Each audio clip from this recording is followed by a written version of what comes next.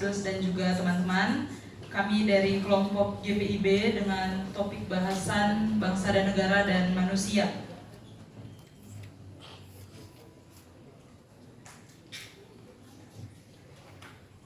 Iya, kami mulai terlebih dahulu dengan GPIB.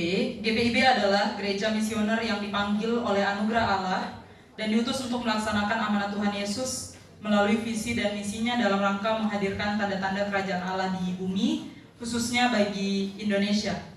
Nah, pokok dari bangsa dan negara serta juga manusia itu terdapat di dalam pemahaman iman GPIB.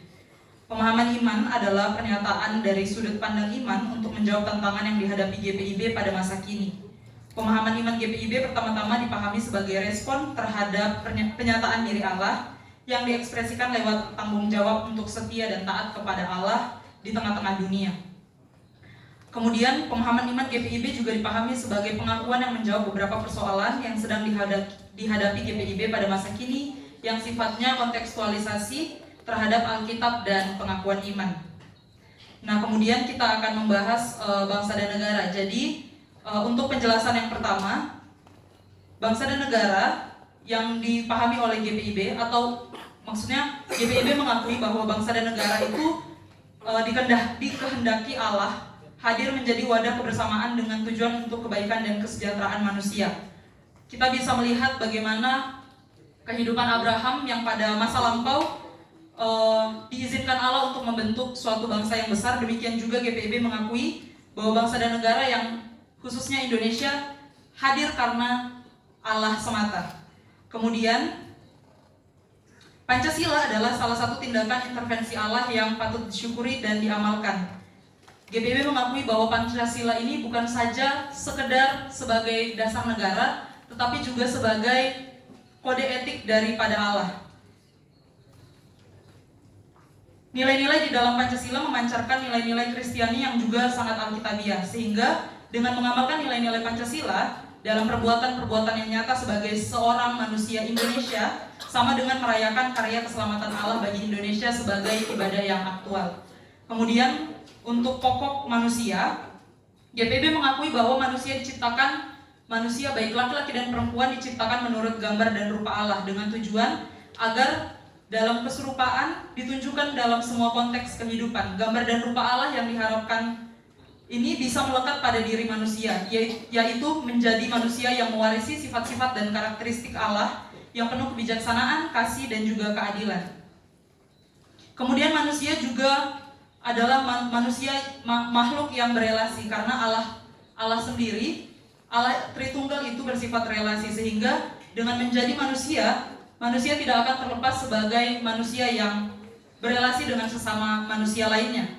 Nah, GPIB juga mengakui bahwa dengan adanya pokok-pokok pemahaman iman secara khusus manusia dan bangsa dan negara ini, GPIB mau menyatakan karya Allah bukan hanya kepada manusia saja, bukan hanya secara eksklusif kepada orang-orang GPIB saja, tetapi bagaimana GPIB bisa menjadi berkat bagi manusia dan bagi seluruh ciptaan.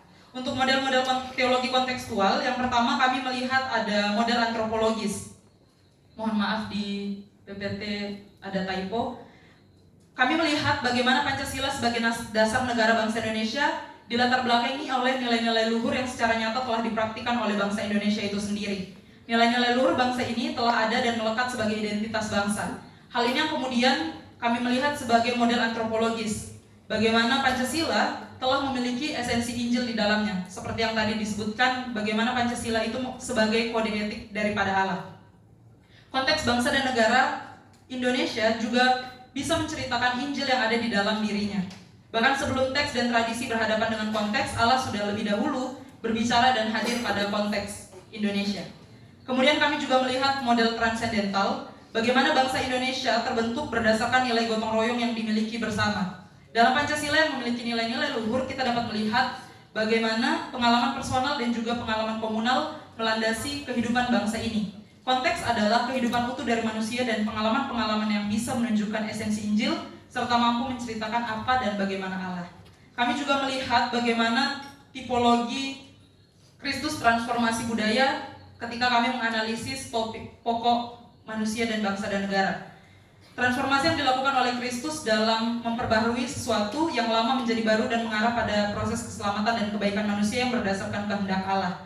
Hal ini terlihat dari penekanan topik pada transformasi dan perubahan hidup orang percaya oleh kuasa Injil sehingga budaya dapat ditransformasikan demi kemuliaan Allah.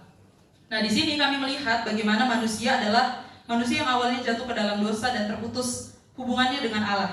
Kemudian dipulihkan melalui karya penebusan Kristus sehingga manusia dapat mengalami hidup kekal dalam relasi yang benar dengan Allah, sesama bahkan dengan ciptaan lainnya. Dengan demikian esensi Injil yang hendak ditegaskan adalah kuasa Injil untuk mentransformasi hidup manusia berdosa menjadi manusia baru di dalam Kristus, yang kemudian juga mentransformasi budayanya. Kuasa penebusan Kristus yang mentransformasi hidup manusia dan seluruh ciptaan menuju citra Allah yang sejati. Dari apa yang telah saya sampaikan tadi, kami mengambil refleksi teologis bahwa bagaimana GPIB dalam memahami mengenai bangsa dan negara serta manusia melibatkan pemahaman bahwa iman tidak hanya bersifat pribadi tetapi juga memiliki dimensi sosial. GPIB cenderung menekankan nilai-nilai seperti kasih, keadilan, dan perdamaian sebagai landasan iman yang mempengaruhi hubungan antar individu, bangsa, dan juga negara. GPIB juga mendorong umatnya untuk berkontribusi positif dalam pembangunan bangsa serta negara. Pemahaman teologis ini dapat dipaparkan melalui konsep tanggung jawab sosial, di mana iman mengajarkan agar umat memiliki peran aktif dalam menciptakan masyarakat yang adil dan sejahtera. Selain itu, iman dalam GPIB juga dapat memandang manusia sebagai makhluk ciptaan Tuhan yang memiliki martabat dan tanggung jawab moral terhadap sesama. Oleh karena itu, pemahaman teologisnya menekankan pentingnya menghormati hak asasi manusia, keadilan, dan keberagaman sebagai bagian dari panggilan iman. Selanjutnya kami akan mempresentasikan video stop motion yang telah kami persiapkan untuk lebih jauh memahami bagaimana pokok bangsa, negara, dan juga manusia.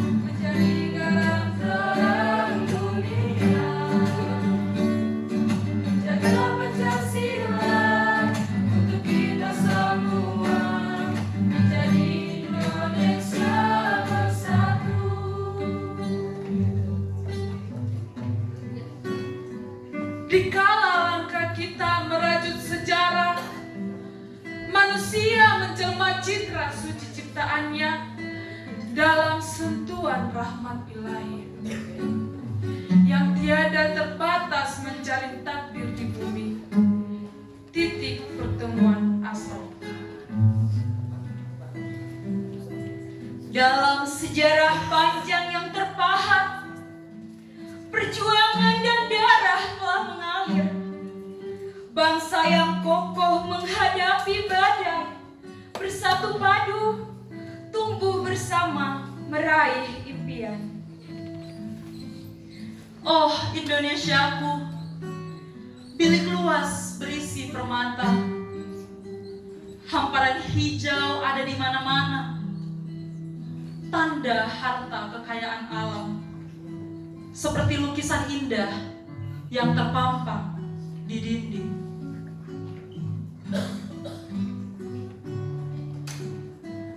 Aku, si manusia yang engkau ciptakan dengan akal dan hati ini, telah buta akan dunia ini.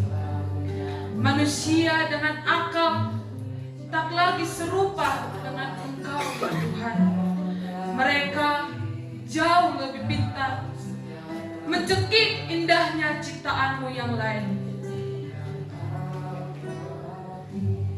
Gunung emas, hutan permata, lahan makmur, representasi berkat Tuhan bagi Indonesia.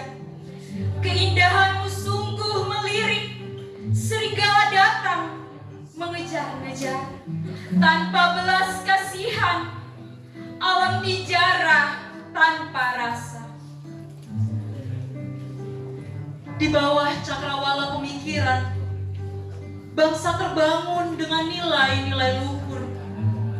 Dalam keragaman budaya dan kepercayaannya, mereka mencari makna yang bersama. Mari saudaraku, bersama kita berdiri, memahami manusia, bangsa dan negara Dalam rahmat ilahi, mengabdi dengan penuh kasih, masyarakat adil dan sejahtera yang abadi dalam kasih Ibu Pertiwi.